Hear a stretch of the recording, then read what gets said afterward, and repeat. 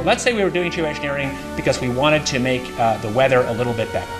There will be monsoon failures during that period, there will be huge hurricanes. The global studies indicate there will be some impact on precipitation patterns. It might involve large-scale regional agricultural disruption lasting a number of years. Potentially 2 billion people could have their food disrupted by such interventions. That the aerosols can, at least in these model simulations or indicated by these simulations, can offset most climate change in most places most of the time for both precipitation and runoff. But it's likely to cause some damage in some places.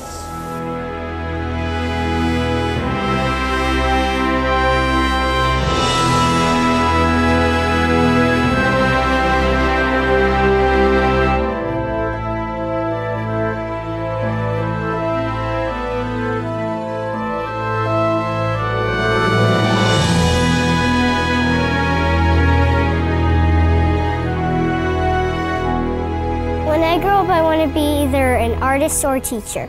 I want to grow up in a world where there's lots of nature. I love nature. How can I look my children in the eyes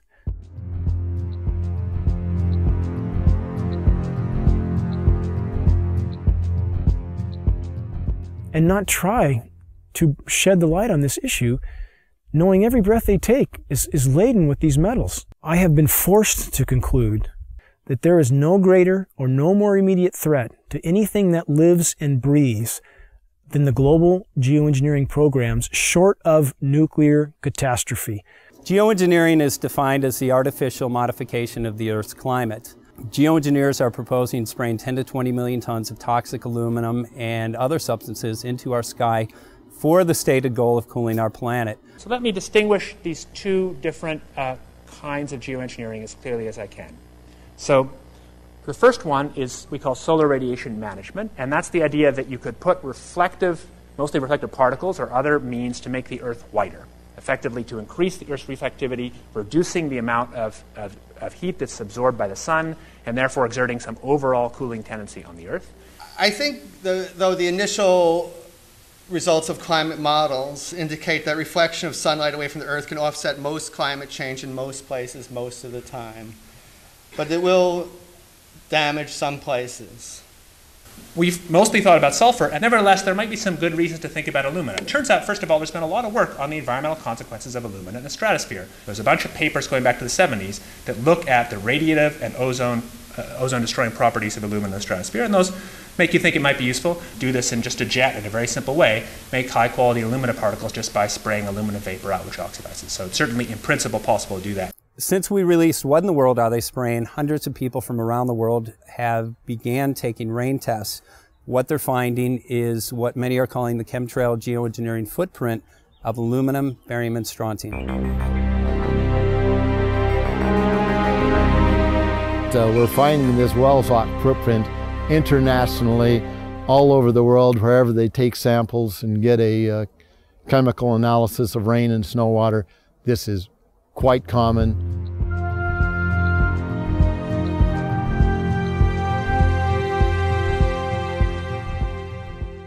Wherever you see the jet chemtrails go over, you're going to get aluminum, barium, strontium coming down on you.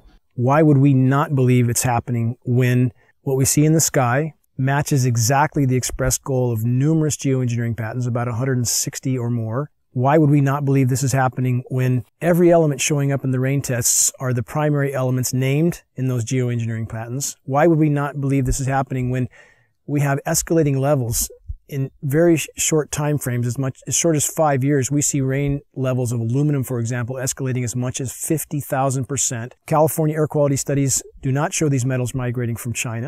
And it's of recent origin, so this bombardment of heavy metals that's raining down on us is coming from somewhere. Why would we not believe geoengineering is occurring when the weather patterns are so altered here in exactly the manner stated by geoengineers and reports on the consequences for geoengineering, which are diminished rainfall, which are increased ozone destruction? We have a massive ozone hole in the northern hemisphere now.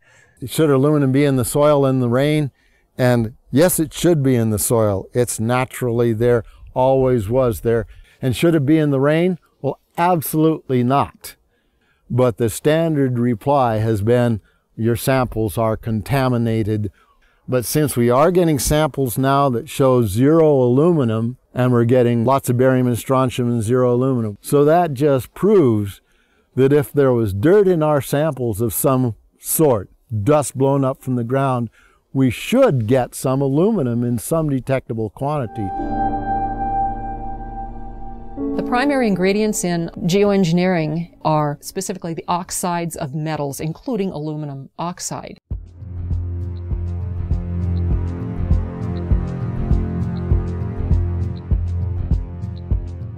This is devastating to plants, totally devastating. The trees are dying. Why? Approximately 2 years ago, I rode in the back, and you can ride in the back of my place for miles. You can go all the way through the woods, you know, creeks and everything, and it was, I say was, gorgeous. And the day before yesterday, I took a ride, and I rode in the back, and what I found was total devastation. As I pointed out before, Michael, we're seeing, as in this example here, very hardy native plants completely flash out dead. That looks like it's been hit with some kind of a chemical. And we've only seen this in the last couple of years. And there's another one there, back over there. We're seeing mature madrone trees, which are 70, 80 feet high, flash out dead, just like this. USDA refuses to investigate it. The pH typically around here should be about 5.6. Well, since the contrailing got heavy, I watched the pH here in these forests, well, go up, I guess would be the word. From 5.6, it went about 20 times more alkaline. Very big red flag of fallout from these materials are pH changes to the forest floor. We have very extensive studies from the U.S. Department of Agriculture on the soils in our region, and those soils have changed in 5 to 6 years. The pHs have changed in this area as much as 10 to 12 times toward alkaline in 5 to 6 years. I've personally been in the forest testing with USDA soil scientists who just scratch their heads and seem to have no explanation for incredibly profound changes in pH, which is affecting the ecosystem here tremendously. Aluminum buffer action, aluminum hydroxide is what we think it is, plus the barium carbonate, strontium titanate, strontium oxides, barium oxides, probably some aluminum oxides in there, that this has apparently driven our acid soils about 20 times more alkaline to about 6.8. There are simply too many dots here that connect. Our skies are almost never blue anymore. That is a named consequence of geoengineering. The amount of lost sunshine hitting the planet right now is beyond belief. If people look up the term global dimming, they will see that fully 20% of the sun's rays that reached the planet several decades ago are no longer reaching the planet. I mean, that's a profound change that few people even know is occurring. And you have very visible occurrences in the sky from the aircraft, a very visible sun-blocking, expanding, dingy trails that are exactly what geoengineering patents describe. Heavy aluminum, I'm talking like in the 40s and 50s up to 3,000, 4,000, 5,000. That's still common. Barium, strontium to somewhere 40 or 50 to, again, about 2,000 or 3,000. Same for both barium and strontium. Where is this mountain of metal coming from? Why is asthma, ADD, Alzheimer's, autism, all elements related in many studies to aluminum or particulate inhalation? Why are these ailments going off the charts with no apparent explanation? Why has respiratory mortality in the continental United States gone from 8th on the list to 3rd in 6 years? And no one seems to ask any questions. Why every other person has asthma now? Why every other commercial on TV is an allergy medication? And again, when David Keith, the world's most recognized geoengineer, was asked on the record, had there been any studies done as to the consequences of dumping 20 million tons of aluminum in the atmosphere, his answer was patently no. While geoengineers claim that their models are to cool the planet, a number of studies now are arising that indicate, yes, temporarily there will be regionally cooling as these particulates reflect the sun. However, they actually at night act as a blanket and will warm the planet. So the question now remains, why in the world are they spraying? One of the things that geoengineering is about when you're environmentally doing something with the atmosphere is that you can be engaged in weather modification. Historically, weather modification in the United States began to be looked upon in the 1940s as something that people would want to do.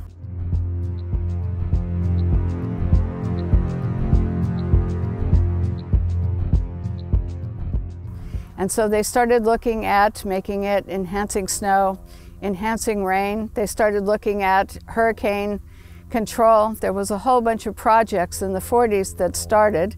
One was Project Storm Fury, which turned into a disaster when they tried to modify a hurricane. I'm Mark McCandlish.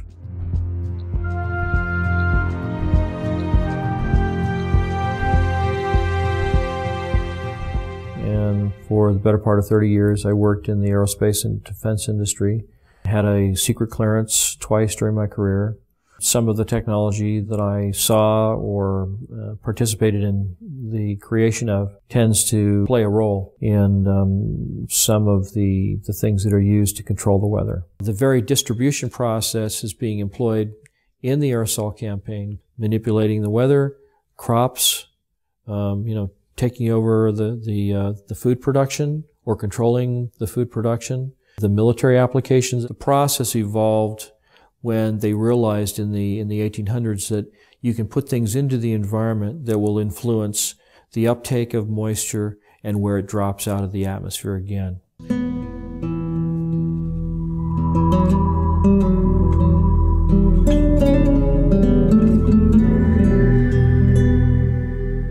My name is Scott Stevens.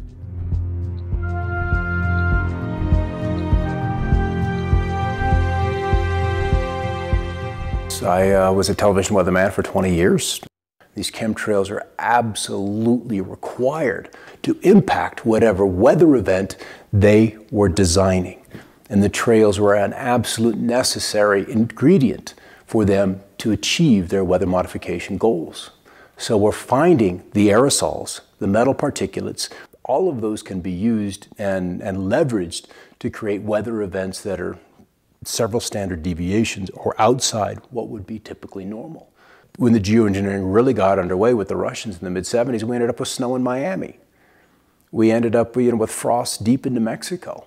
The bizarreness of the weather really exploded on the scene when weather engineering got going in the mid-70s. The Dakotas, in winter, they recorded a temperature of almost 100 degrees, 94 degrees. It broke the former record by 32 degrees. There's very profound things that people don't notice. Blue skies almost never. We almost never have dew on the ground. That's a known consequence of geoengineering if they did it, which they appear to be. It sucks the moisture out of the atmosphere. It doesn't descend, doesn't form dew.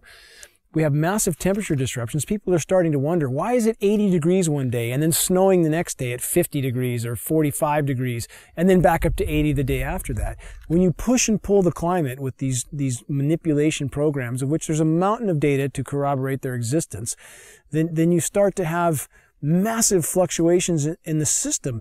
And we saw in March in the continental U.S. there were 15,232 temperature records broken. That's profound. Some of the daytime highs, the former records were broken by as much as 32 degrees.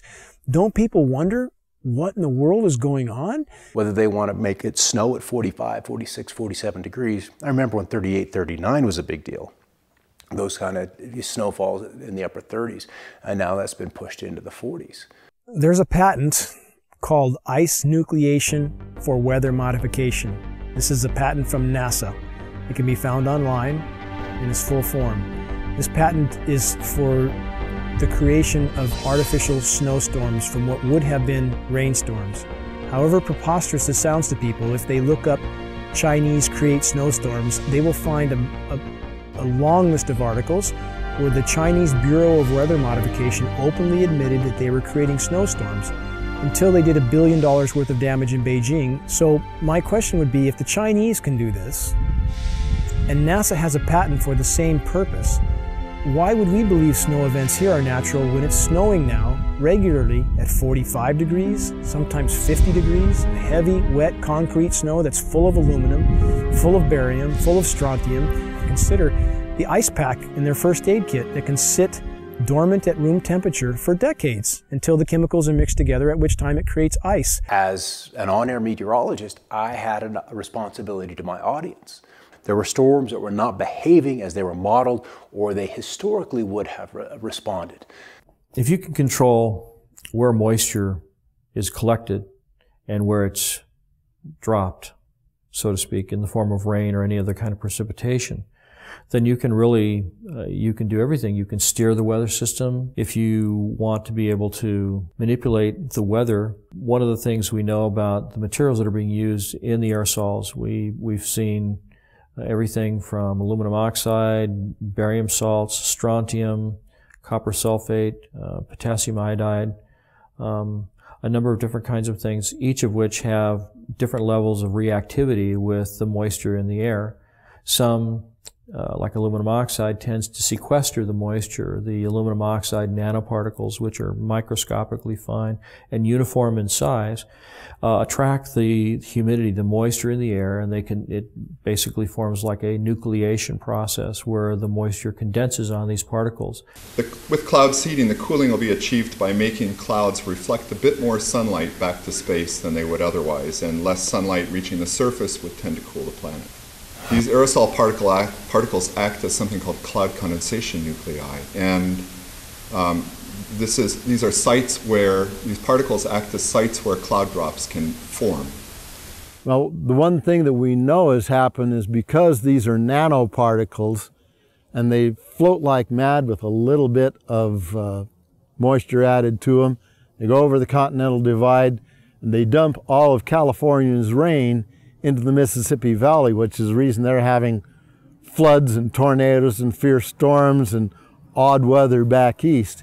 The effect here in California is drought. Now then, if you hit that area of the sky with a beam of a particular kind of radiation, and you can heat those particles up, just like heating up, your cup of coffee in the microwave, these particles begin to vibrate and resonate if you use the right frequency of RF energy, that they then heat the surrounding air, and they will take all of that air and the moisture that's in it to a higher altitude where it's much colder, and it'll condense and then become a low pressure system.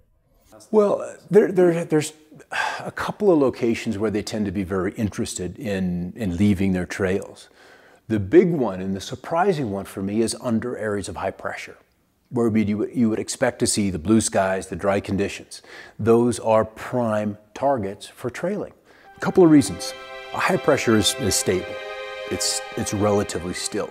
We've got the clockwise flow around it. And if you accentuate the high, and so it's very easy to add those particulates of aluminum, barium, and whatever else they want to put in there. And as you add heat to that, those particulates then radiate the heat into the atmosphere and it warms. What does a warming atmosphere do? Boom, it expands. And so that's one way. It's a very simple way, but it's very apparent because under the high pressure, it's supposed to be quiet. It's supposed to be still. It's supposed to be blue. And we're not seeing that. Then as the storm approaches, the high begins to recede. And then they're running the flights back and forth, back and forth, back and forth, and literally seeding the leading edges of the cirrus. So the cirrus canopy is accentuated. That cirrus canopy, which would maybe be 200-300 miles out ahead of a cold front, is now 450 miles. Based on geoengineering data, it would appear the Pacific Northwest gets an excessive amount of the fallout from these programs because much of the weather, much of the precipitation and the storm tracks and the jet stream move across us. So as stated by globally recognized geoengineers like David Keith, that's the type of area they would want to seed these particulates as incoming fronts start to cover landfall. And that's exactly what we see here. When there's any kind of incoming front, we see jets everywhere. The global studies indicate there will be some impact on precipitation patterns, and obviously there's a lot more opportunity for work in that area. After studying my time-lapse surveillance, one of the reasons I discovered for the trails was that the persistent ones would break, they would misshapen or deform, and other planes would come along and precisely mark off those locations of deformation. And you're not going to get that with a regular fleet, so this had to be one of the primary purposes for chemtrails, in my opinion, was to measure off where we have these discontinuities showing up in the atmosphere. And in doing these actions and discovering those zones where there's different energies in the atmosphere, I think that plays very closely into their weather engineering programs of mark, surveil, and then that data goes into a weather model that they can then use to forecast or, once again, engineer the weather to their designs. But you can also influence what happens locally with the atmosphere by painting the materials that those aerosols are made of with different kinds of radio frequency or RF energy, radar, microwave, the H.A.A.R.P system. You know, H.A.A.R.P is an array, a field of antennas, radio frequency antennas. They're 72 feet tall, and they have a cross dipole across the top that's about 60 feet in each direction. 180 of these are in the array today, so you can imagine this field of antennas. What happens is by firing each one, they produce radio frequency energy that normally comes off of an antenna, spreads out rather rapidly. Same principle.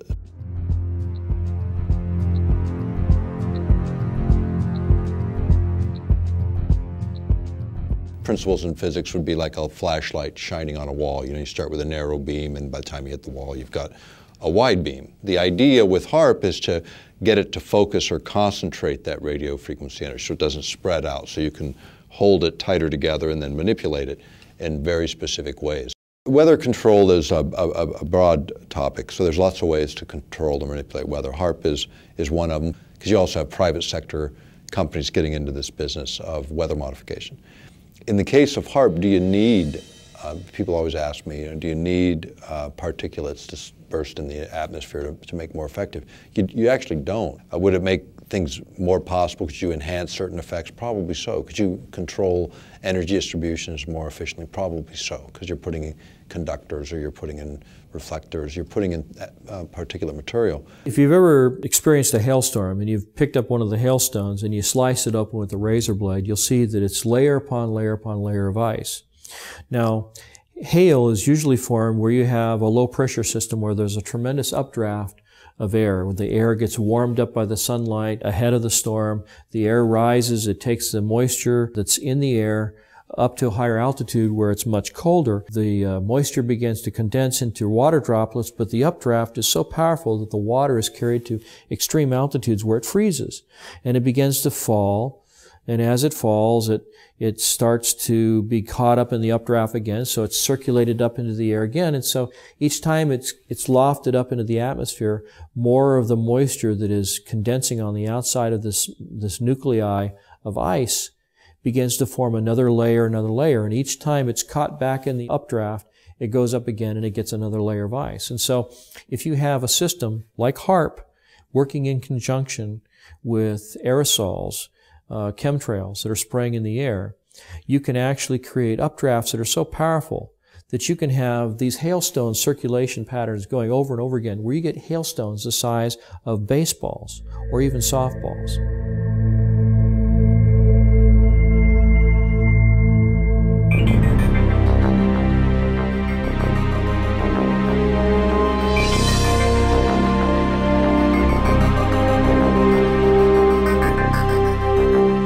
Weather has always been a strategic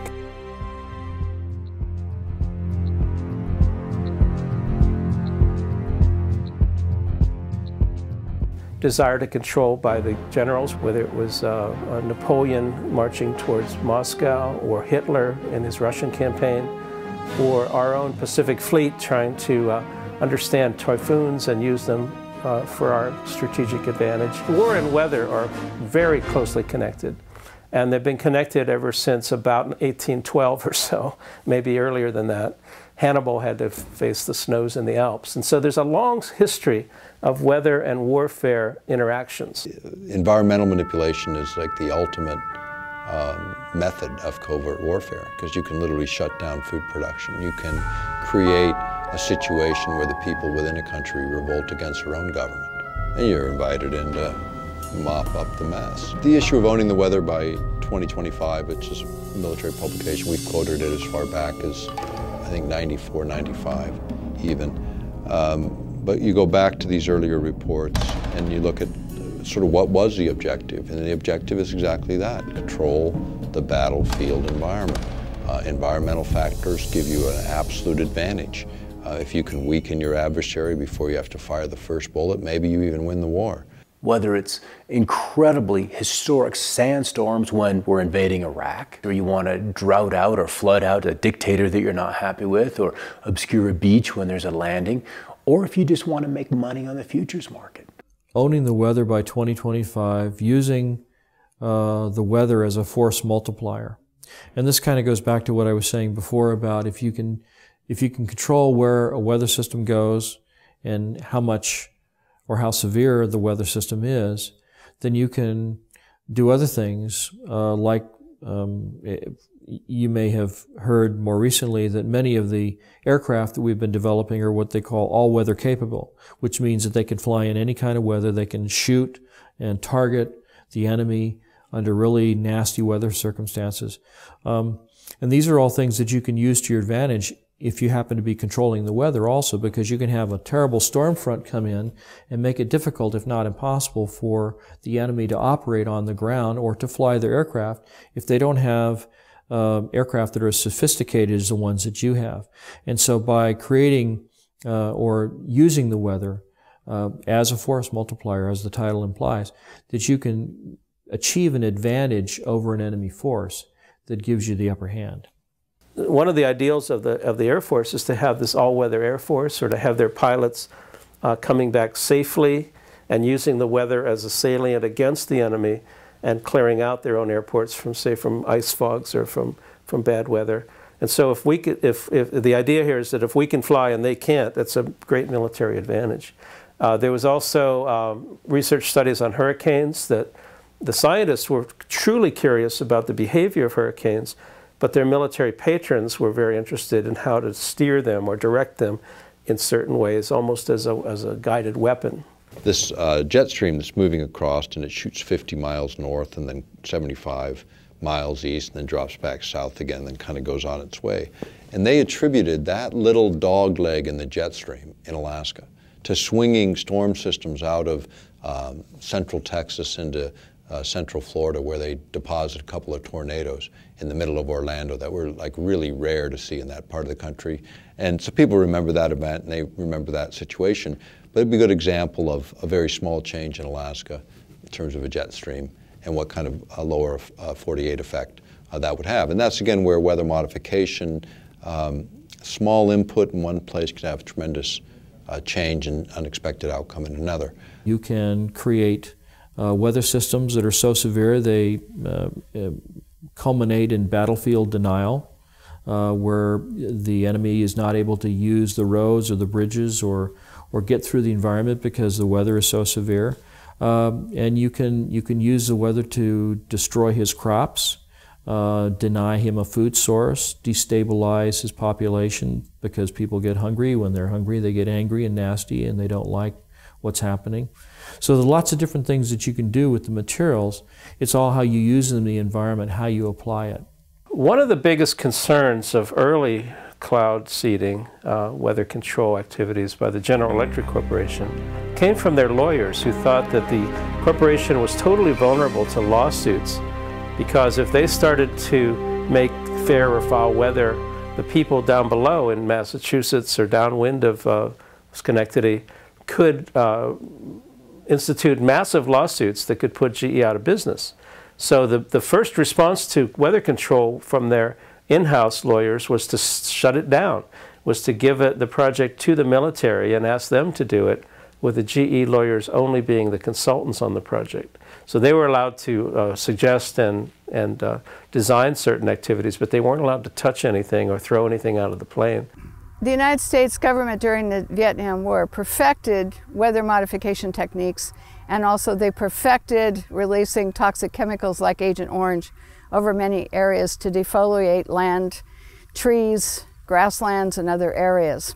But this is technology that does come up, and it comes up when you see that the technology advanced far enough to where the practicality of utilizing it in the battlefield environment and the temptation by administrations. I mean, the best covert war is using the environment itself against your adversary. It was a military moment, and it was actually from pretty recent history.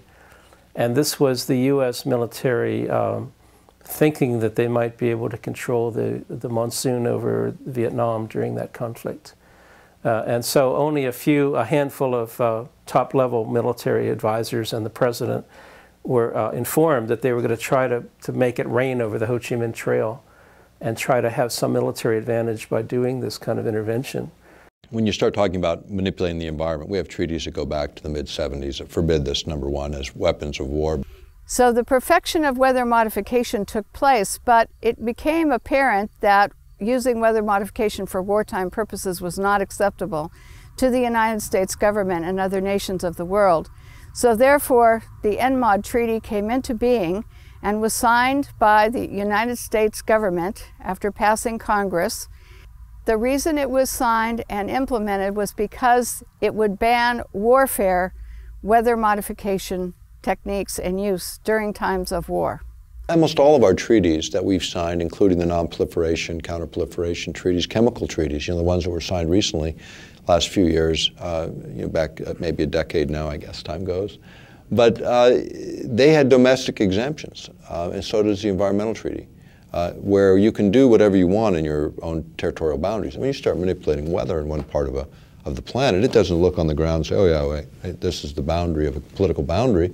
It fails to recognize those. So you start to talk about geophysics and manipulating the planet itself, then it's a question of those kinds of exemptions shouldn't even be allowed. Meteorology and the military have a very long history, as I said, and it goes into the strategic advantage that multiplies your traditional force, that is your armament, into using nature to your advantage as well. They want to create a storm in the southeast, then they'll start engineering out over the North Pacific. That's where the trailies will be, because you want to work out several days ahead of time so you have less input, and you multiply that over a couple of days, you can have a big result in 5 days' time. So small input upstream, big result downstream. And one of the rules is always work with what's coming. Don't try to necessarily work against it. You can kill a storm in place. That's easy to do with HAARP. You just change the polarization, you change the ionization of the atmosphere, and the storm will fall apart. It will affect the setting up of the storm tracks, the jet stream, the location of the storms. And so you end up with an intervention on the solar side of things would pretty directly begin to affect the weather patterns. And so climate control, or attempted climate control, and weather control rely on this very large spectrum of intervention. It's also true that if you can forecast climate, you can control a lot of futures markets, and you could know if you had the best information, or if you had some leverage over what the climate system is going to turn out to be, you would be able to invest in advance in all your crop futures and your agricultural activities, and not just agriculture, but weather effects. I think it's something like 80% of the US economy is weather sensitive, and so all kinds of businesses would like to see some weather edge, some advantageous information that they would have. It's absolutely entirely possible to profit from the weather.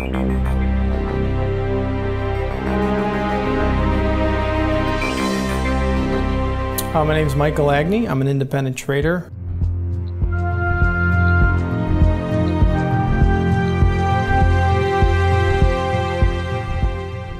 Trading commodities at the CME Group, member of the Chicago Board of Trade, and have traded derivatives and futures cash for over 15 years. Weather derivatives are financial instruments that firms would use to hedge risk concerned with adverse weather conditions. The first weather derivative was originally traded by Enron back in 1997. Weather derivatives started in 1999 at the CME Group. Big utilities, reinsurers to hedge against hurricanes or tornadoes or flooding, some sort of catastrophe, hedging against a cooler summer or a warmer winter. Let's just say I was insuring a product for $5 million, no matter what it was. Let's say if I was a utility company, a farmer, whatever it was. Let's say I had $5 million worth of crop, but I can do derivatives that are worth double that amount, and I can control the effects to where I collect on the insurance that's worth $10 million as opposed to selling the crop for $5 million. Yes, I could definitely profit from that. 2010, 2011, Southern Illinois, Missouri, those we had a high peak of tornadoes and those types of adverse weather conditions definitely raised the price of commodities as well as drove the volatility, which also raises the price of commodities. You're going to make more money if a crop fails. You're creating insurance that's over the price of what your crop is worth, let's say. So if you can control the weather, you control how these products grow. And if you had an insight to how these products were actually seeded and what products you use to actually grow those items, corn, soybeans, and you can control that market, it's unlimited profit potential if you can control the weather. If you want to send, cold into the Midwest, you buy up pipeline capacity, you buy up options on heating and cooling degree days, you buy derivatives off of rainfall.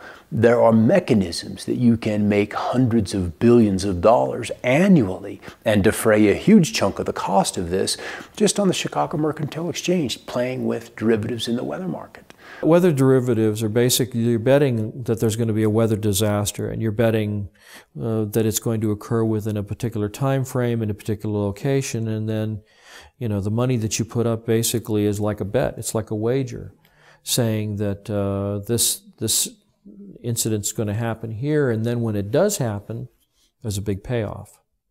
And that big payoff is something that motivates people to continue to participate in this kind of thing and maybe even feed the very process that's causing the bad weather to happen. Particularly if there's a connection between the people that are seeding the clouds and the people that are making investments. This is a new opportunity. It's a new tool for investors.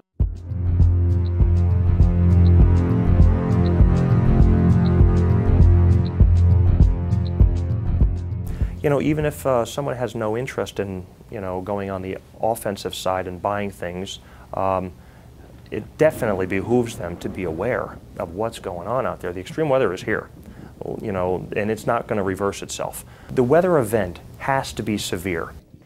Ionospheric heating, in fact, these instruments, when they were first utilized, which is in the former Soviet Union back in the 70s, they started out, and they still call these ionospheric heaters, because in one mode of operation, you can literally create above this instrument on the ground, you can heat an area up to 30 miles in diameter in the ionosphere. So you heat it up, and by heating it, it literally raises it. So then imagine this column moving up several hundred kilometers out, and then the lower atmosphere begins to rush in and fill that vacant space, that void.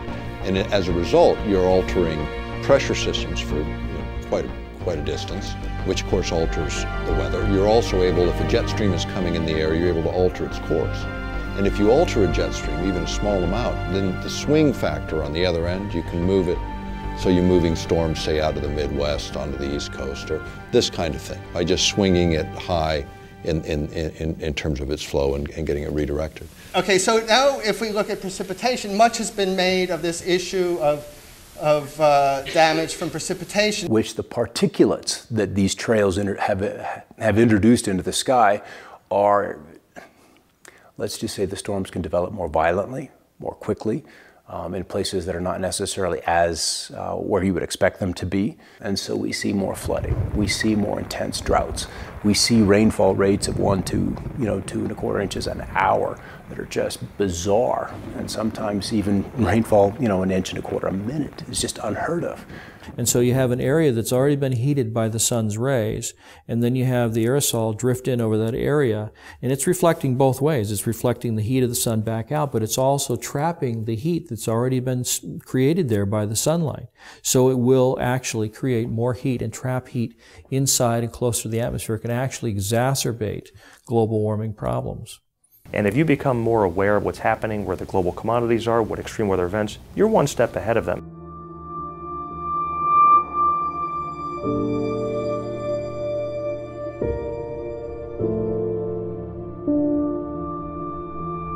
The nature of the risk and our ability to respond to the risk is much greater in the case of the scenario that might involve large-scale regional agricultural disruption lasting a number of years.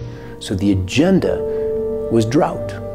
The agenda was to kill the storm, at least in that one particular spot. You see a tremendous and significant loss of property and crop production. Many times this will cause farms to go out of business. And when farmers go out of business, they usually have to sell. And then if there's somebody waiting in the wings to buy their land and then turn that land over to the production of genetically modified crops, you can see where there would be kind of a strategic advantage there. There's something that happened in the Midwest, and I'm sure everybody's heard about the flooding in the Midwest. And what happened is George Soros and his big corporate monolith went in and started buying up the farmland. So not only is it creating all these stresses, it appears to be a corporate land grab. In other words, when the farmers, the small farmers, go out of business, they're wiped out through these droughts and everything, then the big guys come in, buy up the land.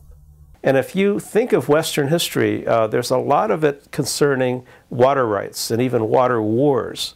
And so they were shooting about access to water to water your livestock. And now people are thinking, or at least the people who are involved in weather control sometimes think about the river of moisture above our heads. And geez, if we could just tap that. But that too is a water right that would involve access to the people that felt that maybe they had prior rights over it. You're reducing the food security of people through deploying these kinds of approaches that Potentially 2 billion people could have their food disrupted by such interventions.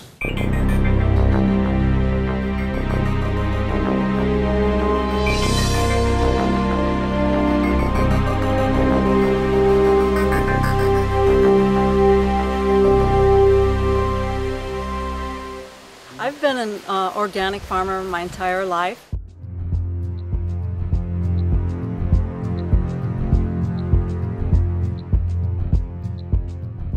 And I've been, in the last 8 years, been certified organic.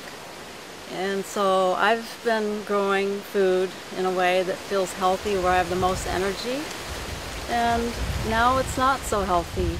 I want to pass a really nice, healthy soil, rich soil, earth on to the children and have it be fertile. My name is Joel Gil Coca.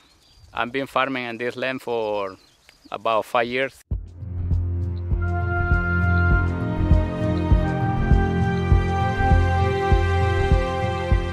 Since 2007, and I'm certified organic since 2001. 10 years ago, when I started working for myself, we can grow cilantro, no problem. We can grow basil, no problem. We can grow Chinese cabbage without get trouble, or any vegetable.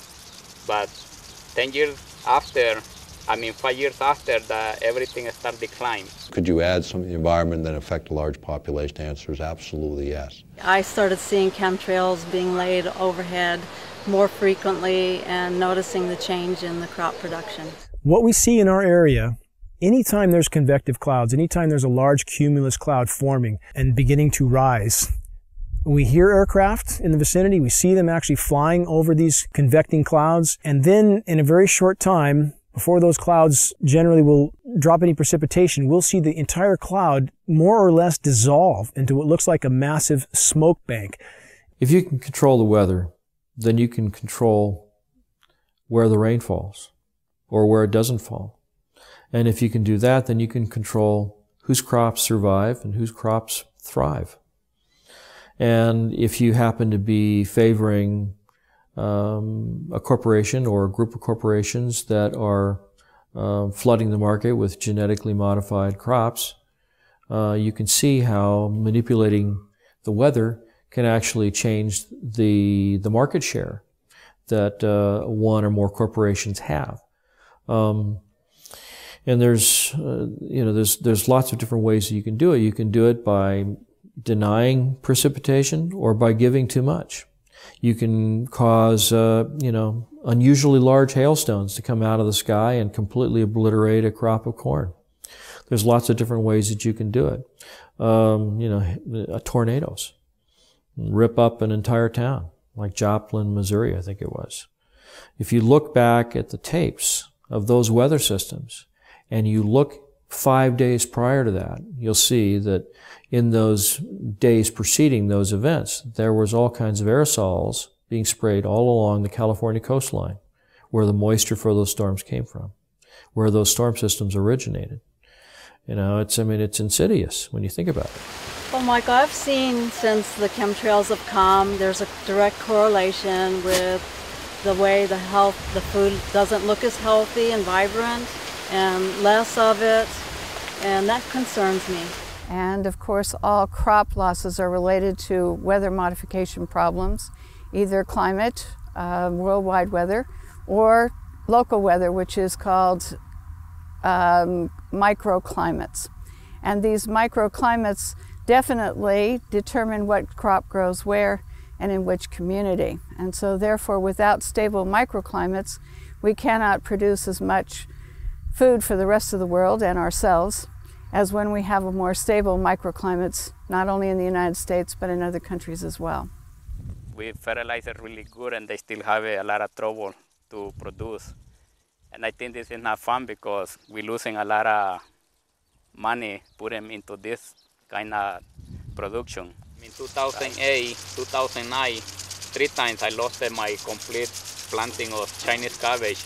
Weather events is one of the key components to most commodities that are traded. Let's just say your agricultural group, corn, soybeans, wheat, something along those lines. Weather is by far the largest affecting factor in the price of those commodities. If one farmer's crop fails, we have a major crop failure, say in corn, now that's going to affect every other company that uses corn in their manufacturing process. There's going to be less of it. And anytime there's less of something, that creates a price rise.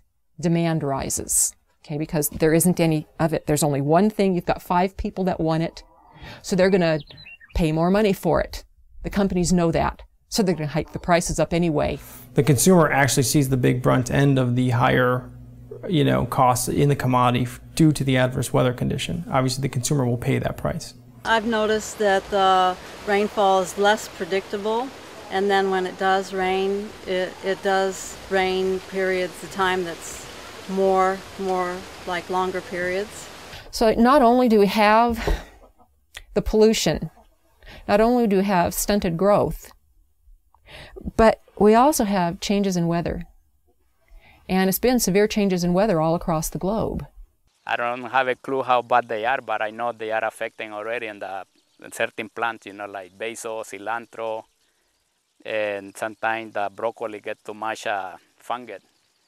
It can be from those things because no matter what we do, it doesn't fit. It's not working right. It appears to be a fungally related ailment, and if one looks at the species extinction rate, which today is estimated to be 1,000 times natural variability, that's 1,000 times normal, a figure you'd think would alarm most reasonable people, which is 100,000% of normal, and 70 to 80% of that extinction, plant and animal, is related to fungal infection. Geoengineering particulates are known to proliferate fungal reproduction. Abiotic stresses are drought, cold, heavy metals, excess moisture in the soil. And Monsanto has a patent that actually addresses all of those abiotic stresses. And the plants that it addresses is everything from apples to zucchini. 2011 was one of the worst years for things that create abiotic stress. They had 12 worldwide severe weather problems. This destroyed a good portion of the food supply. Now I'm having a hard time growing cherry tomatoes outside under these conditions, and I've turned to having to build a greenhouse where I'm now growing large tomatoes, heirlooms, and they are producing really nice big tomatoes. I see that the tomatoes that I planted now are really healthy and the ones outside are dying. The Midwest grows 40% of the world's corn, and it does have a tendency to flood, so we can expect more and more flooding. According to the statistics, the EPA statistics say that there's going to be more and more flooding. Monsanto is one of the world's largest chemical companies.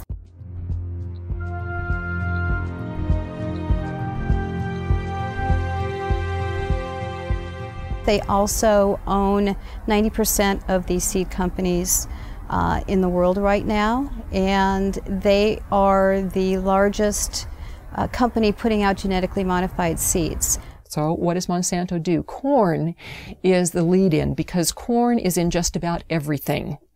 Corn is the main crop.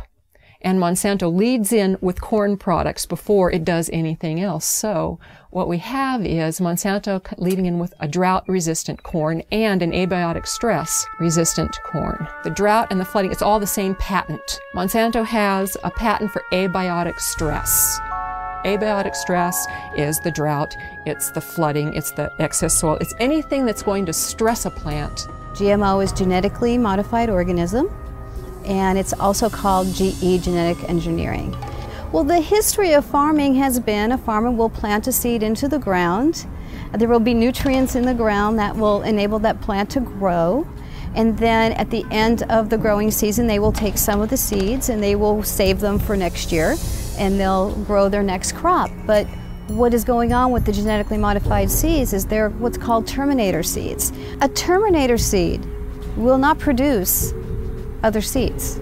With the terminator seeds, these farmers have to go back to Monsanto every single year and purchase these extremely high-priced seeds. There have been studies outside of the United States showing that genetically modified seeds, the plants that come from them, are extremely harmful to humans and other life on this planet.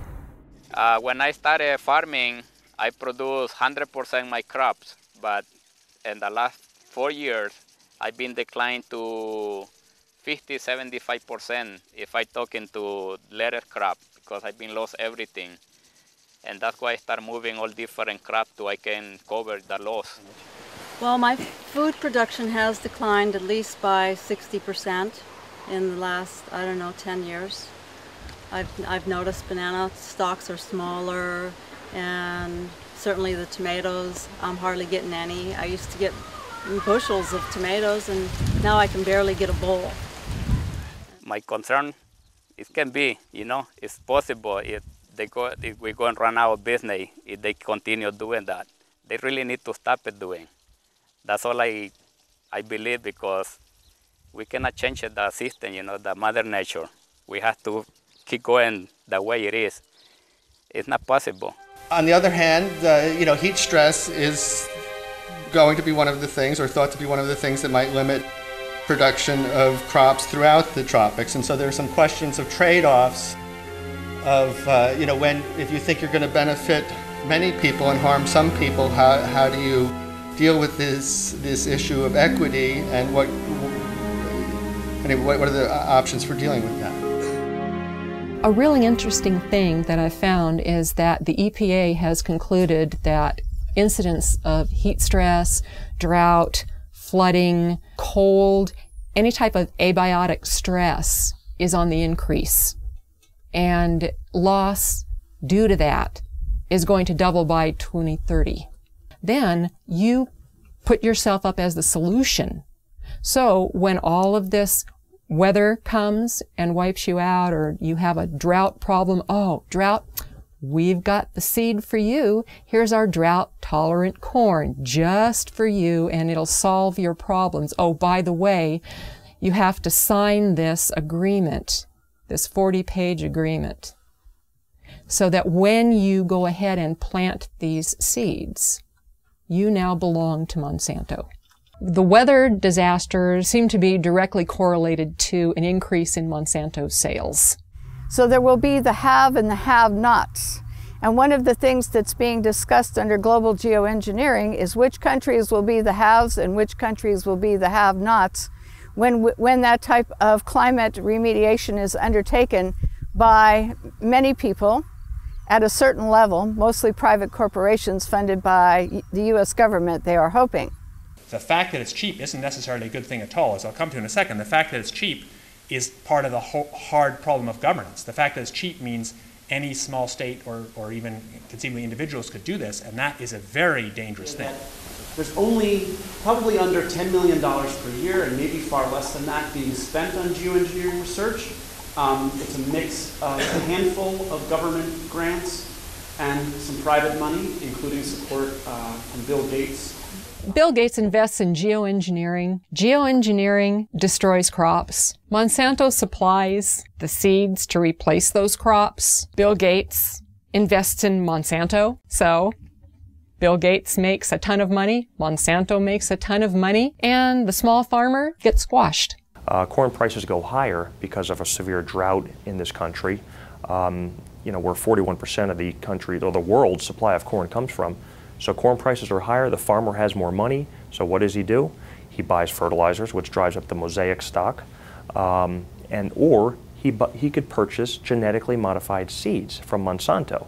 You've got severe drought in Africa. In 2011, there was a severe drought.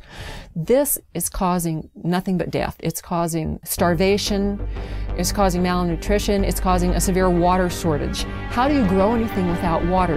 You cannot grow anything without water. So what does Monsanto do? They say, oh, we got a drought-tolerant corn for you. There's been an excessive push to get bioengineered crops into Africa. They look at severe conditions as an opportunity. They're disaster capitalists. Okay, so here you have farmers, and they've got flooding, they've got droughts, they've got everything that totally wipes them out. So what happens? Okay, if they plant it early enough in the year, they can go ahead and try and plant again. So buy more seed.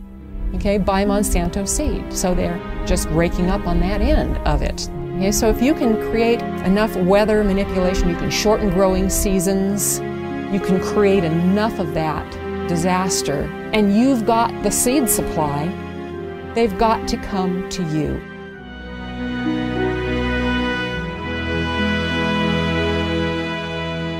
Geoengineers have stated on the record that if global geoengineering was started, it could cause droughts in Asia and Africa. And they state that to the American public for probably obvious reasons. Why would they tell the American public that it could also cause droughts here? Why wouldn't it cause droughts here? There's nothing special about America and the geography here that would not have the same effect as Asia and Africa. If the atmosphere is filled with particulates, those particulates diminish and disperse rainfall. Period. There's too many condensation nuclei, so the water droplets do not combine and fall as rain. They simply adhere to those tiny particles and migrate further, and that's exactly what we see. One of the suggestions about geoengineering has been that we genetically modify trees and plants. We genetically modify crops to be aluminum resistant, and this is ongoing at this time. And part of the geoengineering scheme is to say we're going to put all these chemicals and particles into our atmosphere, which is going to cause air pollution, water pollution, changes in soil pH, and could disrupt agriculture crop production to a great degree. So therefore, instead of saying that maybe this isn't a good idea that we pollute our air, water, and soils with the chemicals we're going to put into the atmosphere, which do come back down, there's a scheme abounding, which is happening right now, to modify some crops so that they are aluminum resistant to the types of chemicals and particles they're going to put into the atmosphere. It's just going to get worse until the point where we're not going to be able to grow anything at all unless it's a Monsanto genetically modified, abiotic stress resistant seed. The chemical companies and the genetic and Monsanto and all of these companies are working together to make us totally dependent on their products for growing corn or growing any kind of agricultural product or trees, whatever. We're going to corporatize not only where the rainfall goes and who gets it through geoengineering and weather modification schemes, but we're also going to say that these are going to be the only crops that are going to grow in areas where we're putting in toxic chemicals that are coming down and altering the soils. One of the most basic things about human society is that we need food and water. And these are two of the things that are most severely dependent upon good weather. Rain at the right time of the year, sunshine so crops can grow, not enough sunshine and they don't grow, too much water, the plants die, not enough water, the plants die. All of this goes back to the amount of food that's available. So if you starve people, they will be vulnerable. They will be much easier to manipulate. and forced to do whatever a government wants them to do. So if you control how much food there is or its availability through things like the weather or using the weather as a strategic tool militarily, you can, dramatically influence what's going on in a country. And by doing that over and over again, sequentially through a region, it's possible that you can change the political spectrum over an entire region by doing this over and over again. Maybe even, do it over a much wider region, create so much instability that you're able to, come in and say, oh, we have these wonderful fast-growing crops, genetically modified, and this you'll have something to eat in less than 3 weeks, and I imagine that if you can control the food supply, that you can then consolidate the financial and the political interests of a country. Could predicting the weather enable a group or specific entity to profit from that knowledge of knowing what type of weather or weather pattern will be? Absolutely. That's what all commodities are driven by. They're driven by predicting the weather, how the weather will be in a certain location, and that directly is correlated to the price of that commodity. Absolutely. There's no doubt.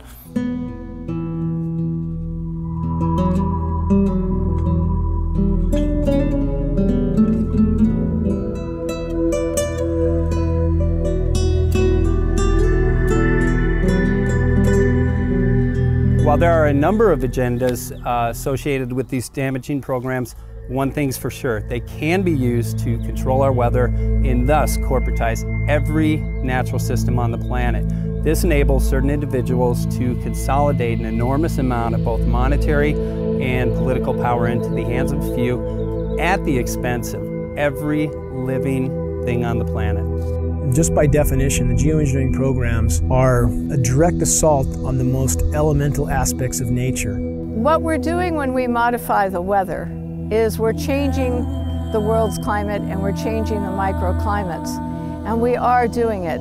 There are things we can say for certain. There's a mountain of metal raining down on us. We are certainly breathing that metal. We have documented from the computer modeling some unintended consequences. If such a contamination is present, shouldn't we investigate? Shouldn't local agencies investigate, which they have patently refused to do? There's no question that large-scale climate engineering is untested and dangerous.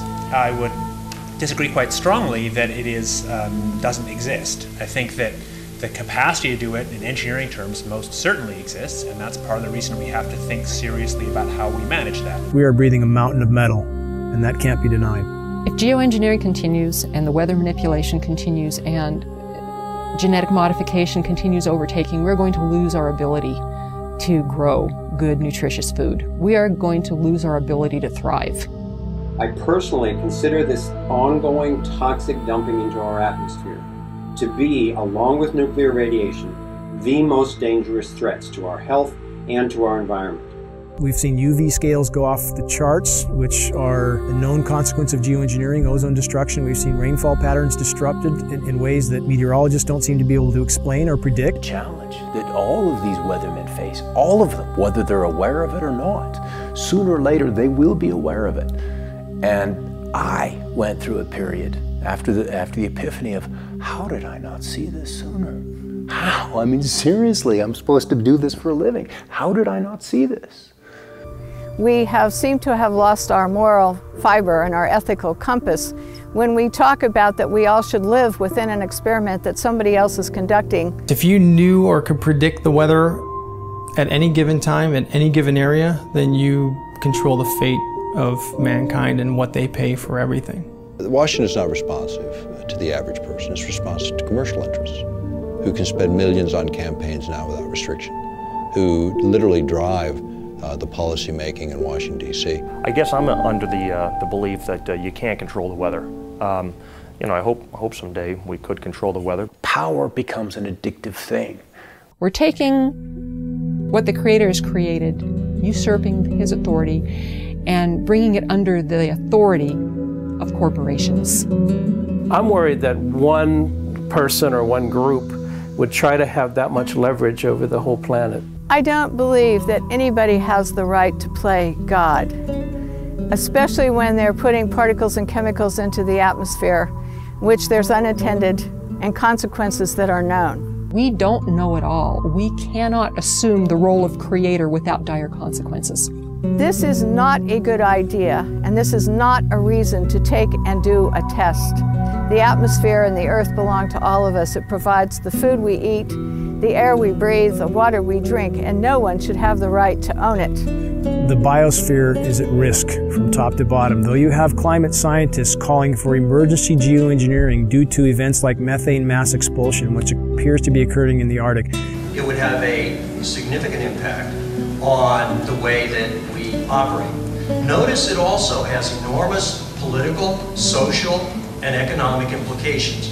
And so we don't want to have some giant planetary oops, I mean capital oops, in which you have a loss of life. It's much, much harder to actually figure out the environmental risks and effectiveness of these new methods than it is to cook them up. They're creating an artificial environment to replace the natural environment. Shredded ozone layer, global drought, toxified soils, poisoned populations. Don't these issues matter? Affecting ecosystems in ways we've never been able before. The whole concept of literally playing God with the technologies we have at our fingertips today.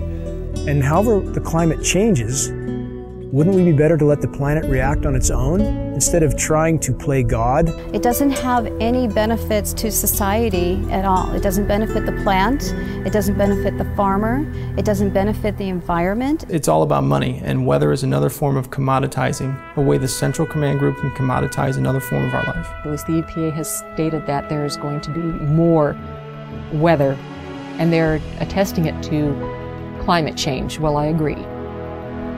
It's changing. The weather's changing.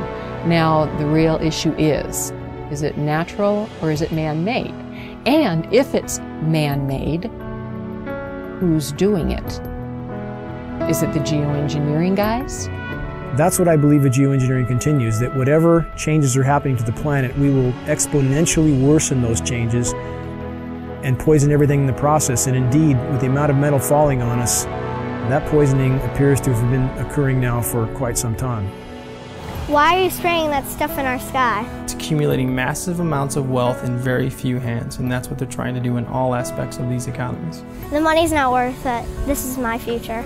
I encourage people to get involved in the projects they're interested in, whether it's this one or some other one. To thrive, we need to organize locally, nationally, and globally to expose and stop this practice immediately.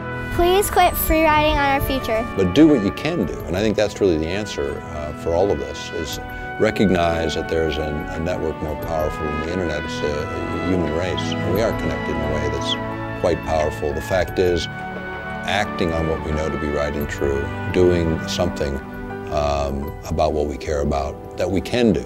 Please tell everyone you know about this. Bring this message to community meetings, demonstrations, and other public events. The work we're doing will provide cover for others to come out. And I'm most interested in whistleblowers. Send this film to environmental, farm groups, media groups, ADD, Alzheimer's, asthma groups, and other organizations that would do something if they only knew. Because we just deserve a future. And if you control the weather, you're going to control the planet. It's that simple. Some people address this issue in fear. Some people address it in anger. I address this in faith. Faith believing that we collectively, as human beings, as humanity, have the power and the ability to stop these damaging programs.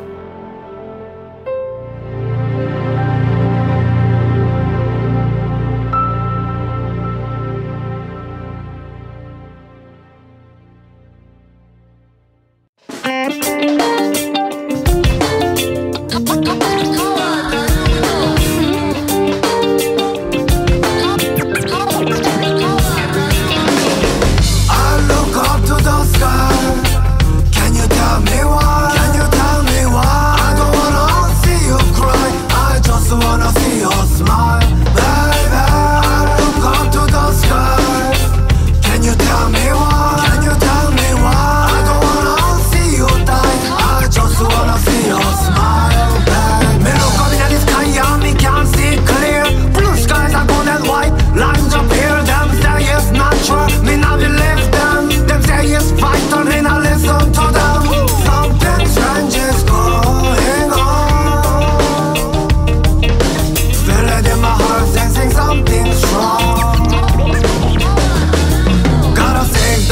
Revolution, put the rumors to rest. Gotta help the children and give it a best can. Stand around and be blind to the fast can. Taking no more, how can they relax? I look up to the sky.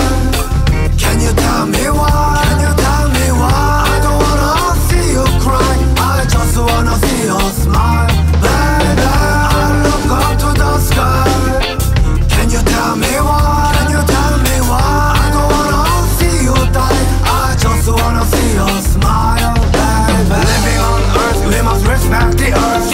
Human and animal, we all deserve the right to peace and opportunity. But nowadays we are blind, we can't see.